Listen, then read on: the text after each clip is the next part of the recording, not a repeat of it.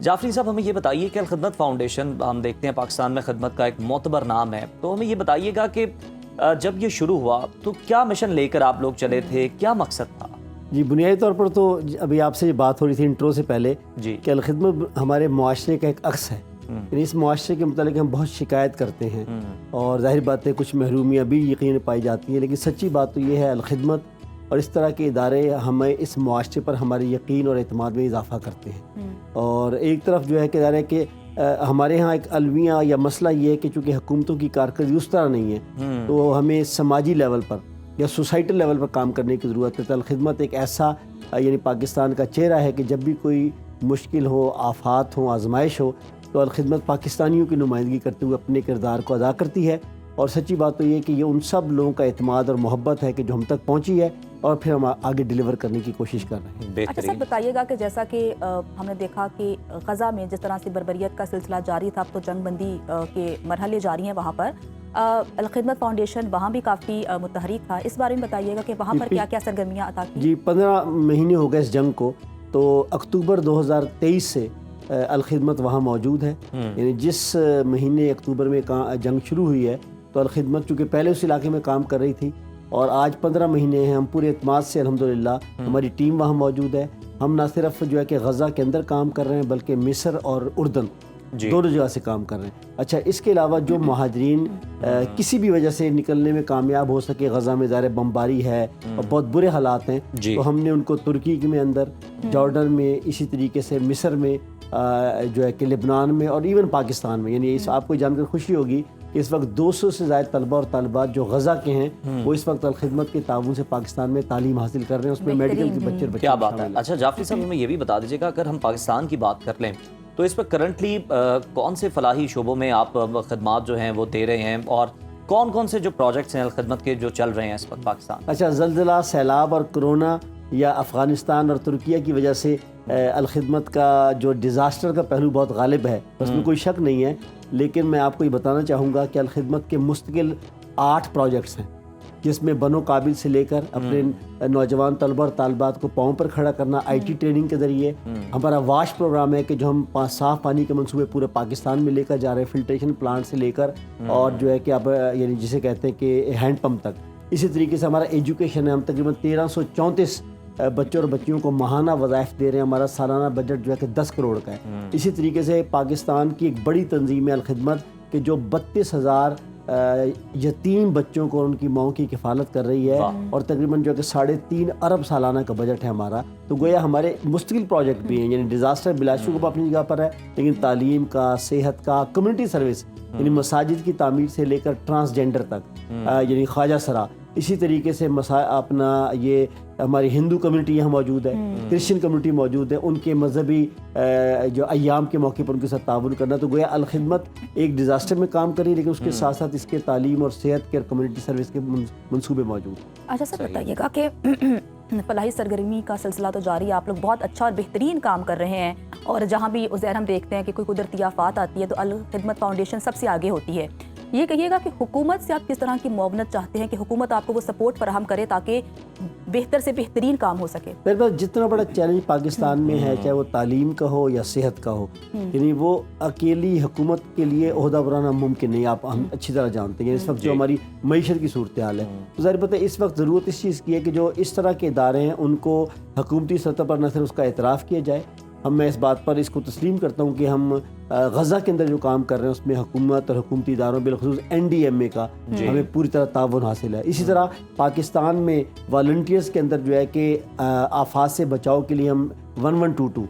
NDMA, PDMA जो सूबाई हमारे महकमे हैं, हम उनके कोलैबोरेशन के साथ काम कर रहे हैं। तो गोया ये मुल्क हमारा है, ये धरती और समाज हमारा है, लोग हमारे हैं, तो क्यों ना हम मिलकर कोलैबोरेशन के साथ और एक मजबूत हिकमत अमली के साथ मिलकर काम करें। सर, हमें ज़रा ये भी बता दें कि अलखदमत किस तरह से अपने जो फंड्स हैं वो जनरेट करती हैं, कौन कौन डोनेट करता है, डोनर्स क्या हैं, और हमें ज़रा ये भी बताइएगा कि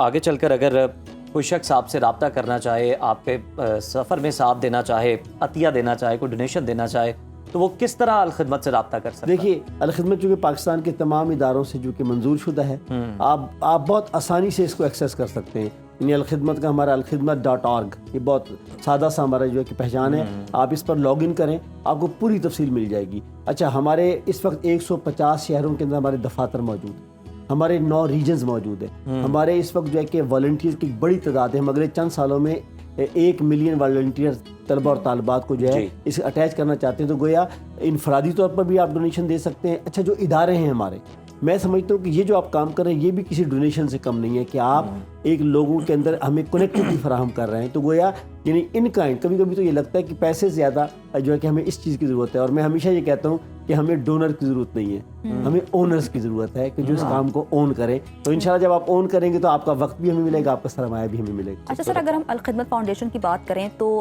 جو یتیم بچے ہیں ان کی کفالت کے لیے بھی آپ نے پروگرام شروع کیا ہے۔ اس وقت کتنے یتیم بچوں کو آپ ان کے کفیل ہیں، ان کا خیال رکھ رہے ہیں، اور یہ پروگرام کس طرح سے کام کرتا ہے؟ کہ پاکستان میں اس وقت ایک محتاط اندازے کے مطابق 49 لاکھ یتیم بچے ہیں کہ جو اپنی باپ کی شفقت سے محروم ہیں، اور اس وقت الخدمت جو ہے 32,000 یتیم بچوں کو پورے پاکستان میں کفالت کر رہی ہے۔ ان میں سے 31,000 سے زائد تو وہ ہیں کہ جو ماؤں کے ساتھ، ہم جو ہے کہ ان کے ماؤں کے اکاؤنٹ میں ماہانہ جو ہے کہ ان کی جو ہے کہ بھیجتے ہیں، اکاؤنٹس میں رقم بعد بھیجتے ہیں۔ اس کے ساتھ ان کی تعلیم ہو گئی، ان کی کلودنگ ہو گئی، ان کی صحت جو ہے باقاعدہ ہیلتھ اسکریننگ ان کی باقاعدہ ہوتی ہے، مہینے میں 1 مرتبہ ماؤں کے ساتھ ان کو اکٹھا کر رہے ہوتے ہیں۔ تو گویا یہ 31,000 بچے ہیں جو پورے پاکستان میں گلگت بلتستان اور چترال سے لے کر کراچی، ٹھٹھا اور دادو تک جو یہ بچے ہیں۔ ایک اور ہم نے کام کیا ہے کہ ہم نے ان میں سے جو بیسٹ آف دی بیسٹ ہیں ان میں سے ہم جو ہے کہ ہم نے کوئی اس وقت 22 ہم نے آغوش ہومز، ہم نے انہیں کہا ہے ہم یتیم بچوں کو کہتے ہیں باہمت بچے، اور جو ان کے لیے ہم نے جو اسٹیٹ آف دی آرٹ بہت خوبصورت، بالکل جس طرح ہم اپنے بچوں کو اپنے گھروں کے اندر جو ہے کہ ٹیک کیئر کرتے ہیں، ہم نے 22 سینٹرز بنائے ہیں اور یہ پورے ملک کے اندر موجود ہیں۔ اور میں یہ کہتا ہوں کہ اس کا کم از کم معیار یہ کہ جو میرا بچہ کھاتا ہے اور جو میرا بچہ پہنتا ہے اور جس طرح کے تعلیمی ادارے میں میرا بچہ جاتا ہے، یہ اس وقت 22 اس وقت بن چکے ہیں اور اس وقت 11 کے قریب زیر تعمیر ہیں۔ اچھا، یہ وہ بچے ہیں کہ جو 24 گھنٹے ہمارے پاس ہیں، یعنی ان کے لیے گراؤنڈز موجود ہیں، ان کے لیے فاسٹرز مدر موجود ہیں، حتیٰ کہ لیے ان کے لیے ہم خوراک کے اندر جو کیلوریز کو بھی متعین کرتے ہیں کہ ان بچوں کو ہم نے دن اور رات میں کون سی غذا دینی ہے، ان کی ہیلتھ کی اسکریننگ ہو رہی ہے۔ تو ہم یہ چاہتے ہیں کہ یہ بچے جو اگر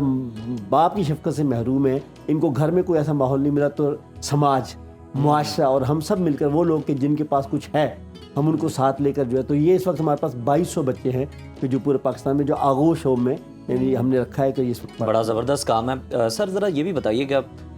ہم دیکھتے ہیں صاف پانی کا بڑا مسئلہ ہے پینے کا، اور پانی کی وجہ سے بہت ساری بیماریاں جو ہیں وہ پھیلتی ہیں، تو آگے گرمی کا بھی بڑا پیک سیزن آنے والا ہے۔ سر یہ بتائیے کہ جو آپ کا صاف پانی کا پروجیکٹ ہے، یہ کن کن دور دراز علاقوں میں، کس طرح سے ان علاقوں کا آپ نے انتخاب کیا؟ کیونکہ ہم آج بھی دیکھتے ہیں لوگ بڑی بڑی دور سے پانی بھر کر لا رہے ہوتے ہیں سندھ کے اندر سے، ایون آپ کے یہ چولستان والی سائڈ پہ، تو آپ یہ کس طرح سے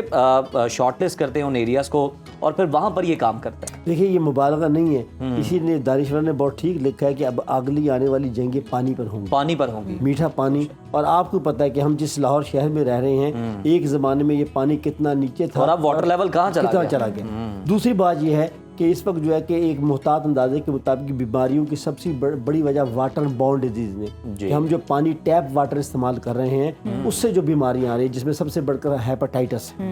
یعنی یہ وہ صورتحال ہے جس کے نتیجے میں اس وقت الخدمت اب تو ڈاکٹرز یہ بھی بتاتے ہیں، ریکمینڈ کرتے ہیں کہ آپ آنکھوں کے لیے بھی یہ یوز نہ کریں، یہ آپ کو الرجی ہو جاتی ہے، یہ انفیکشن۔ ہمارے 5 پروڈکٹس ہیں اس کے اندر، یعنی اس میں فلٹریشن پلانٹ سے لے کر، یعنی ہم ان علاقوں میں کہ جہاں پانی اچھا اور صاف مہیا نہیں ہے وہاں فلٹریشن پلانٹ لگانے سے لے کر اور کمیونٹی ہینڈ پمپ تک، اس کے درمیان میں جو ہے کہ سولر سبمرسیبل بھی موجود ہے، اس کے اندر گریوٹی فلو بھی موجود ہے کہ جو پہاڑی علاقے کے جہاں پانی بہت نیچے موجود ہے ان کو لفٹ کر کے اوپر لے کر آتے ہیں، ٹنکی بناتے ہیں اور کمیونٹی کے ذریعے سے ہم کو جو کہ گھروں تک پہنچاتے ہیں۔ تو گویا ہمارے اس وقت جو ہے ایک بڑے پیمانے پر یہ 5 پروجیکٹ موجود ہیں، یہ پنجاب میں بھی ہیں اور یہ اس کے ساتھ ساتھ KPK میں، سندھ کے اندر، بلوچستان کے اندر بھی موجود ہے۔ تو گویا اب اس کو واٹر اینڈ سینیٹیشن کا نام دیا، واش کا نام دیا ہے، یہ ایک بڑی اس کے ساتھ ہم کام کر رہے ہیں۔ بہت شکریہ سید وقاص جعفری صاحب آپ کے قیمتی وقت کا۔